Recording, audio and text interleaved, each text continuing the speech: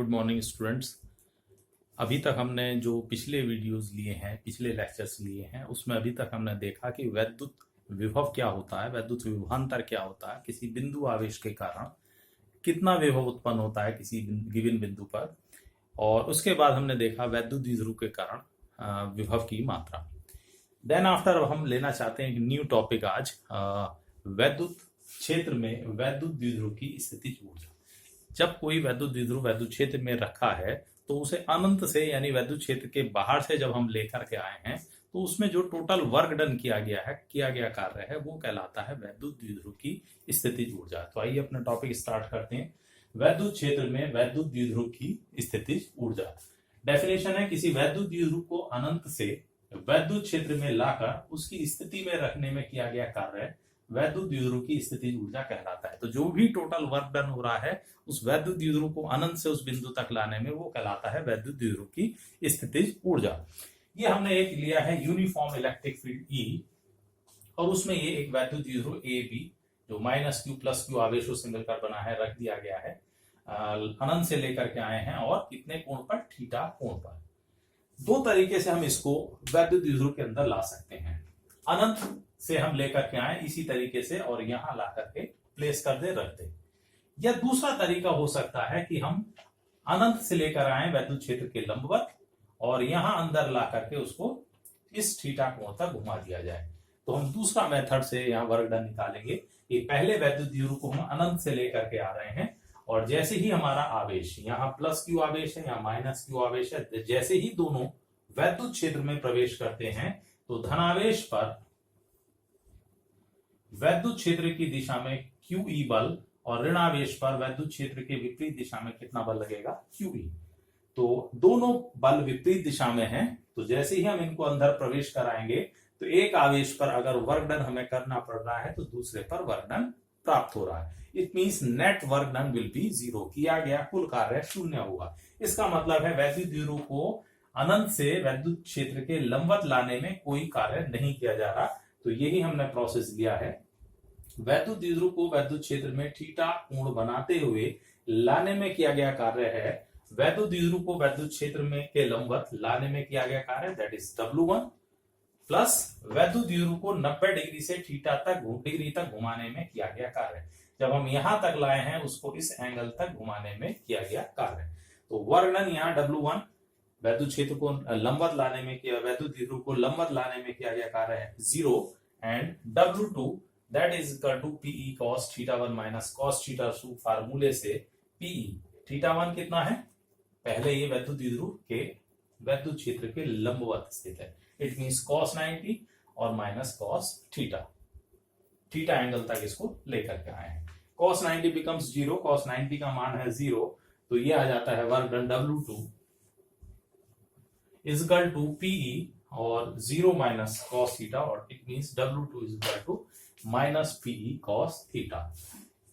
तो इसलिए W is equal to W1 plus W2 and that is equal to -PE cos θ। परिभाषा ये कहती है, तो U is equal to W and that is equal to -PE cos θ। ये है वैद्युत द्विध्रुव की वैद्युत क्षेत्र में स्थितिज ऊर्जा। डिफरेंट कंडीशंस में रख करके वैल्यूज निकाली जा सकती है। यदि theta is equal to 0 degree यानी वो पैरेलल रखा है वैद्युत क्षेत्र के समांतर रखा है, तो U -PE cos 0 becomes 1, it means -PE हो जाएगी वैल्यू। यदि theta is equal to 90 degree तो U 90 is equal to -PE cos 90 and cos 90 becomes 0, यानी इस स्थिति में स्थितिज ऊर्जा होगी 0। Theta is equal to 180 degree वैद्युत क्षेत्र के विपरीत दिशा में लेकर आए, तो U is equal to -PE and cos 180 degree it means +PE, and this is the maximum potential energy. ये उसकी अधिकतम वैद्युत स्थितिज ऊर्जा है। तो ये था एक इंपॉर्टेंट टॉपिक, वैद्युत द्विध्रुव की वैद्युत क्षेत्र में स्थितिज ऊर्जा। इसके बाद कुछ छोटे छोटे टॉपिक्स हैं जो इस चैप्टर के इंपॉर्टेंट, वो हम लेकर के चलेंगे।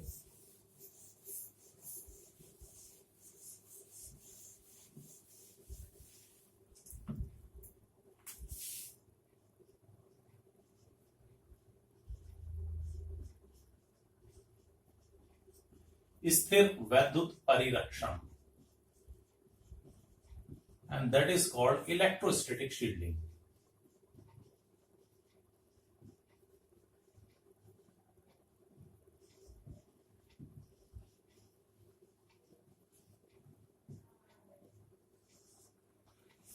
अगर कोई सर्टेन रीजन है, हमारे पास कोई क्षेत्र है और उसको हम बाह्य वैद्युत क्षेत्र से सुरक्षित करना चाहते हैं, परिरक्षित करना चाहते हैं, तो यही प्रोसेस कहलाता है स्थिर वैद्युत परिरक्षण। किसी क्षेत्र को बाह्य वैद्युत क्षेत्र से सुरक्षित करने की, परिरक्षित करने की जो क्रिया है उसे कहते हैं हम इलेक्ट्रोस्टैटिक शील्डिंग या स्थिर वैद्युत परिरक्षण। The process of protecting a certain region with from external electric field is called electrostatic shielding. तो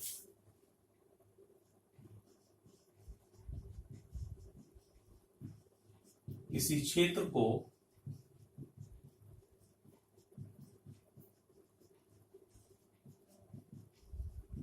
बाह्य वैद्युत क्षेत्र से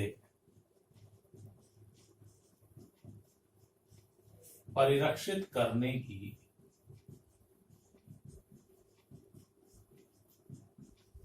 क्रिया को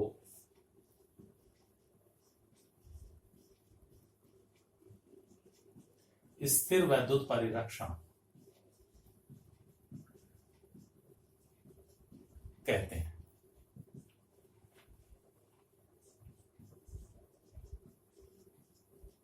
और ऐसा उस क्षेत्र को किसी बंद चालक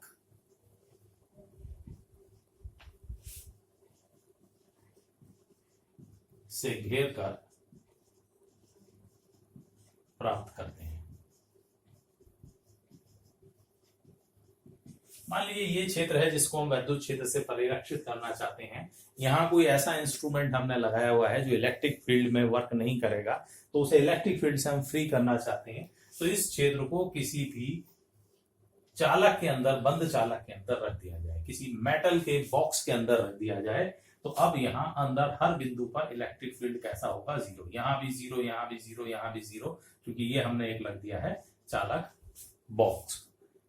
ठीक है, तो इस प्रकार से हम किसी भी क्षेत्र को यदि वैद्युत क्षेत्र से परिरक्षित करना चाहते हैं तो इस तरीके से उसको प्राप्त किया जा सकता है। इसी के ऊपर बेस्ड इंपॉर्टेंट एक पॉपुलर एक्सपेरिमेंट रहा, that is called Faraday's cage. Faraday ने इस तरह से केज तैयार की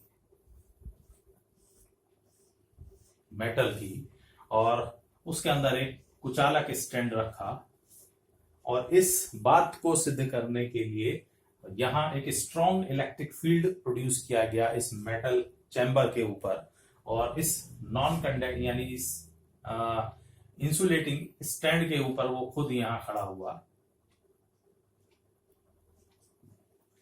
और सुरक्षित रहा वो। तो इस तरीके से उसने एक्सपेरिमेंटली इसको शो किया कि अंदर सारे जगह पर इलेक्ट्रिक फील्ड कैसा था? जीरो था। तो ये भी इससे मिलते जुलते कोई क्वेश्चन फॉर्म किए जा सकते हैं। This is called electrostatic shielding.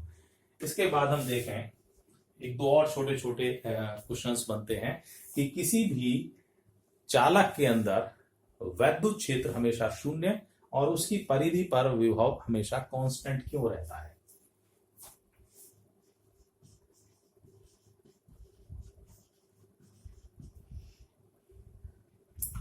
किसी चालक के अंदर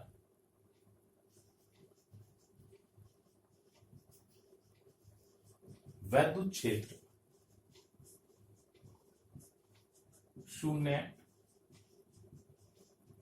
क्यों रहता है? कोई भी चालक है, उसको जैसे ही हम आवेश देना शुरू करते हैं, या हम कहें कोई भी चालक है उसके अंदर इलेक्ट्रिक फील्ड क्यों शून्य है, ये हम फाइंड आउट करना चाहते हैं, तो जैसे ही हम आवेश को देना शुरू करते हैं तो यहां पर एक शॉर्ट टाइम के लिए इलेक्ट्रिक फील्ड जनरेट होता है और उसके कारण से जितने भी यहां पर इलेक्ट्रॉन्स हैं, फ्री इलेक्ट्रॉन्स हैं, उनकी मूवमेंट होने लगती है उच्च विभव से ऋण विभव की ओर या निम्न विभव की ओर। और ये केवल शॉर्ट टाइम के लिए होता, बहुत ही क्षण मात्र के लिए होता, जिससे इलेक्ट्रॉन्स की मूवमेंट उच्च विभव से निम्न विभव की ओर होती है किसी भी चालक के अंदर। और कब तक होती है? जब तक कि पूरे के पूरे चालक में विभव कैसा ना हो जाए, एक समान। ठीक है, तो जैसे ही आवेश आप देना शुरू करते हैं, इलेक्ट्रिक फील्ड जनरेट हुआ, उच्च विभव से ऋण विभव की ओर इलेक्ट्रॉन्स की मूवमेंट स्टार्ट हो गई और तब तक इलेक्ट्रॉन की मूवमेंट हुई जब तक कि पूरे पृष्ठ पर, पूरे चालक के अंदर क्या हो गया, विभव एक समान नहीं हो गया। विभव एक समान होते ही आवेशों का गमन बंद हो जाता है। तो इस प्रकार से यहां अंदर V कैसा है? कांस्टेंट, नियत। और वैद्युत विभव इज इक्वल टू होता है माइनस dV अपॉन dr। विभव कांस्टेंट है तो dV की वैल्यू क्या हो गई? 0। विभव में परिवर्तन शून्य है तो it means E is equal to 0। तो इसलिए किसी भी चालक के अंदर वैद्युत क्षेत्र क्या रहता है? शून्य रहता है। ठीक है, तो इस तरीके से और छोटे छोटे टॉपिक्स हो सकते हैं जिनको हम एक्सप्लेन कर सकते हैं। सच एज एक क्वेश्चन हो सकता है कि किसी भी चालक के पृष्ठ पर वैद्युत क्षेत्र हमेशा लंबवत होता है स्थैतिक अवस्था में।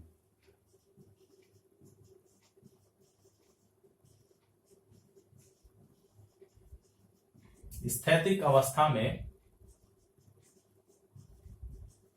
चालक के पृष्ठ पर वैद्युत क्षेत्र सदैव लंबवत होता है। इलेक्ट्रिक फील्ड हमेशा कैसा होता है? लंबवत, स्थैतिक अवस्था में। तो ये क्यों होता है, इसको एक्सप्लेन करें। अगर यहां पर हम ये मान लें कि वैद्युत क्षेत्र लंबवत नहीं है, तब क्या कंडीशन होगी? हमने ये मान लिया वैद्युत क्षेत्र लंबवत ना होकर के किसी अन्य स्थिति में। अगर ऐसा हो तो इस स्थिति में वैद्युत क्षेत्र के दो कंपोनेंट होंगे, एक लंबवत और एक क्षैतिज। यानी इस कंडीशन में